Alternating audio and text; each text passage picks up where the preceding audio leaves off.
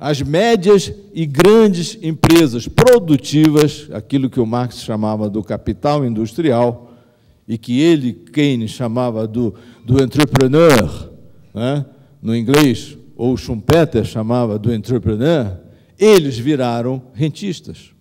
De modo que as funções objetivo dessas grandes e grandes empresas, não estou falando das médias empresas, mas da média e grande empresa, elas têm dentro de seus objetivos não somente investir em progresso técnico, não somente produzir tradables, né, bens que estão destinados ao comércio internacional, mas elas têm dentro do seu objetivo praticar a finança pela finança em si mesmo, não é?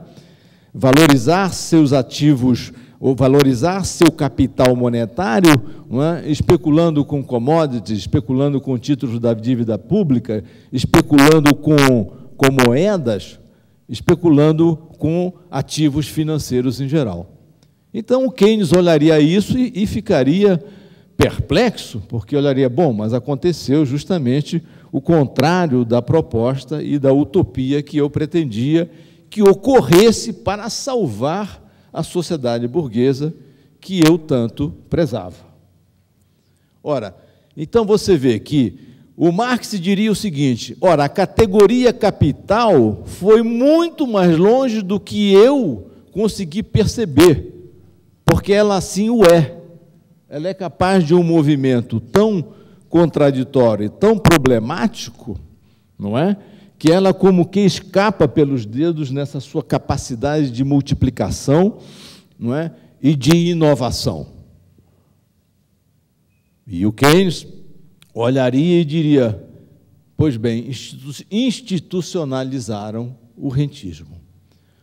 Ora, isso significa que o capitalismo está colocando para si mesmo, desde seu interior, endogenamente, portanto, está colocando problemas mais acentuados do que aqueles que os seus dois maiores pensadores, um a favor da Revolução e outro a favor da Grande Reforma, perceberam.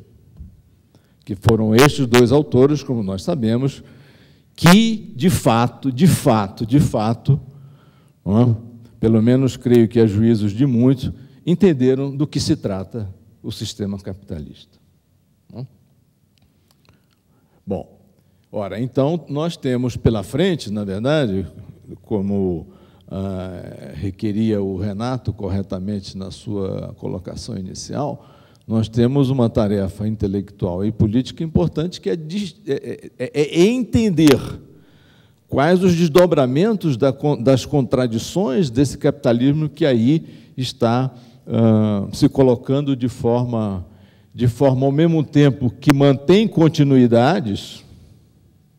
Aí a gente lembra, inevitavelmente, da especulação com as tulipas, de tal modo que a especulação não é coisa nova, é coisa muito velha.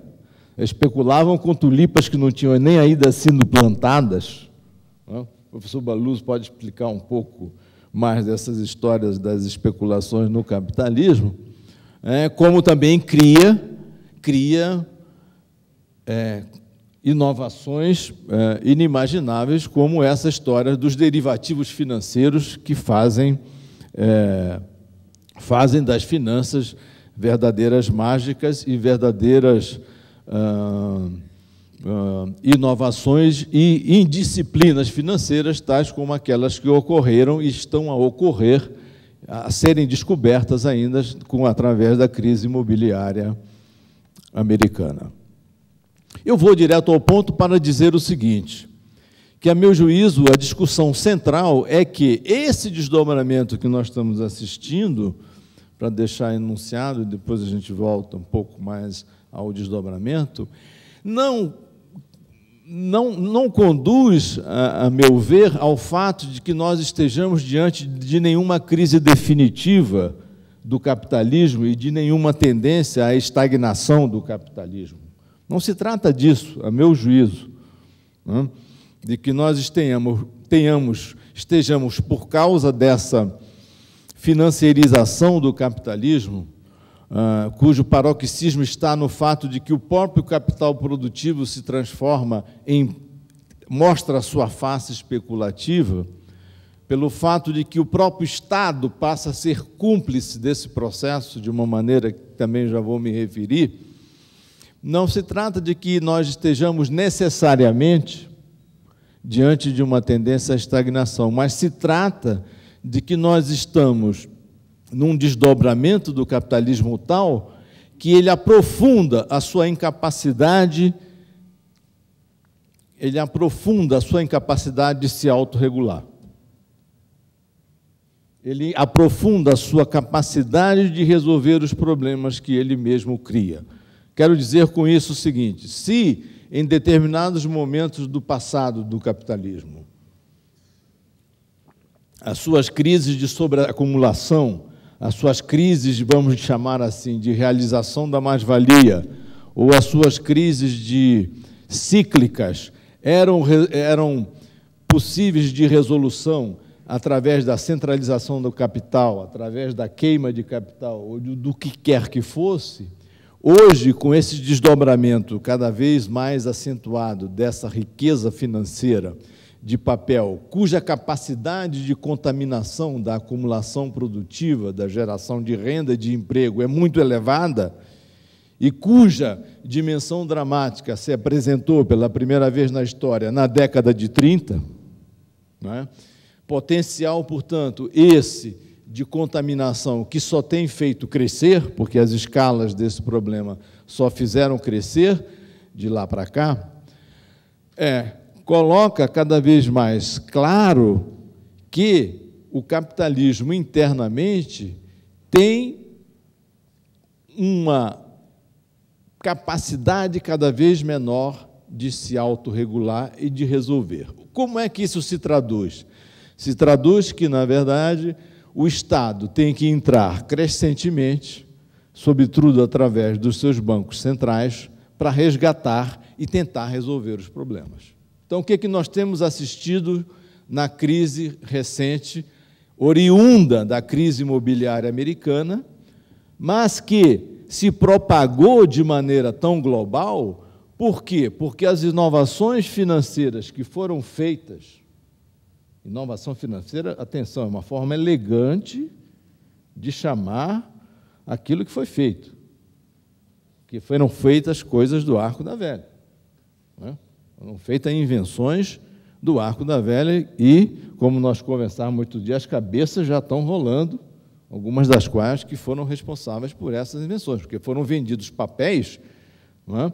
Que depois as pessoas foram se dar conta, as pessoas, eu digo, inclusive pessoas do ramo, né? Investidores, exatamente porque são do ramo, foram se dar conta que não sabiam quanto aquilo valia, né? Isso até num artigo que eu escrevi para o Valor, citando o Financial Times. Quer dizer, tinha no mercado papéis tomados por altos investidores, por altos financistas, que não sabiam avaliar o que era aquilo, não é? Então, os três grandes bancos centrais, não é? O europeu, o Federal Reserve americano e depois o presidente do Banco Central da Inglaterra, viu-se obrigado, não é, a voltar atrás e entrar para bancar esse processo de apoio aos mercados. Não é? Então, o Federal Reserve continua injetando recursos e não está assegurado que o processo esteja resolvido. Então, eu quis, de imediato, adiantar o bloco de problemas ao qual eu estou fazendo referência. Ou seja, a ideia, portanto, é essa, quer dizer, é a de que esse movimento que vem tomando curso no processo capitalista, indica que, na verdade, essa dimensão ou essa capacidade de resolução dos próprios problemas que o sistema vem criando, ela não mais existe no interior da própria dinâmica endógena do sistema. Ela cada vez mais escapa à resolução do sistema, e ela é, na verdade, dependente de uma ação dos tesouros nacionais e de uma ação dos bancos centrais, o que implica, na verdade, colocar essas instâncias dos Estados nacionais sob o uso, inclusive, de recursos públicos, o que é extremamente problemático para as dimensões mais virtuosas da ação estatal que seriam necessárias ser utilizadas. Então, esse é um dilema e uma contradição, se nós quisermos usar essa palavra, que eu creio que se coloca crescentemente ao longo dessas inúmeras crises que vêm se verificando em função dessa transformação. E eu diria que esse que é o problema principal, a meu juízo, decorrente dessa dinâmica.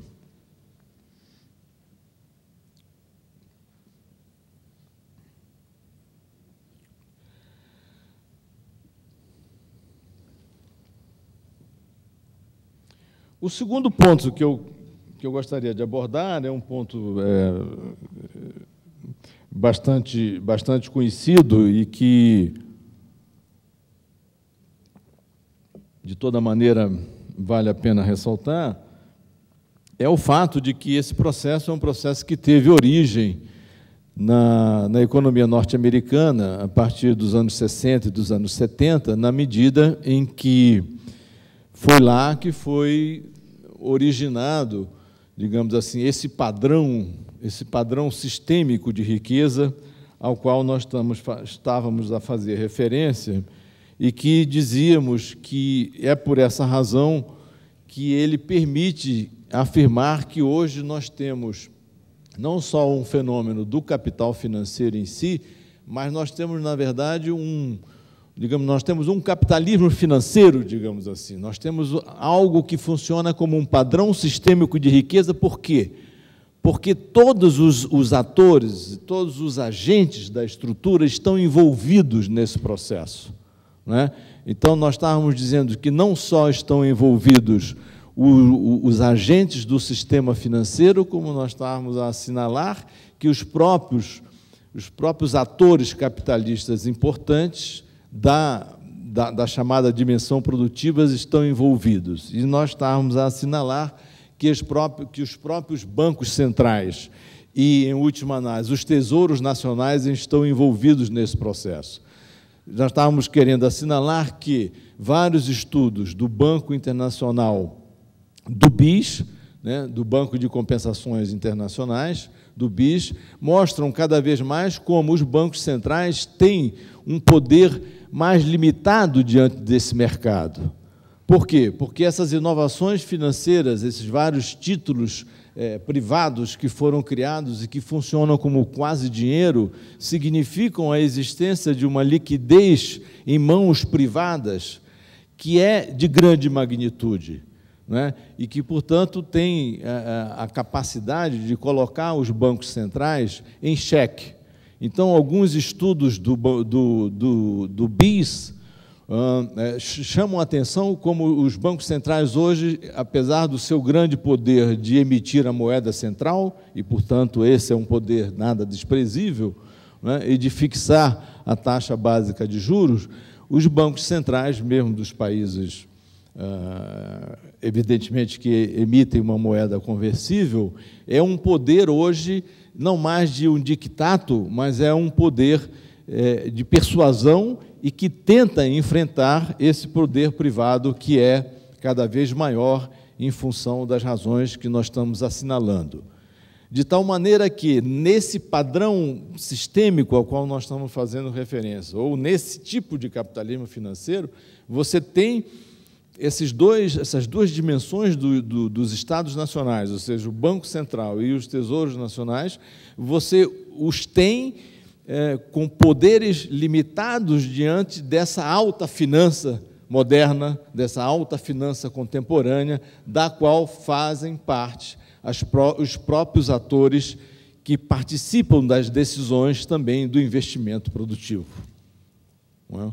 Então, essa é uma combinação mais complicada para você, do ângulo da política econômica e do ângulo da condução dos Estados nacionais, imprimir uma lógica de desenvolvimento e uma lógica de política econômica de cunho mais desenvolvimentista e mais produtivista. Quer dizer, a batalha é mais difícil e as forças são mais, as forças contra esse desenvolvimento são mais ativas, digamos, para formular dessa maneira. Os interesses a serem enfrentados são extremamente poderosos e eu creio que o caso brasileiro é um exemplo nessa direção.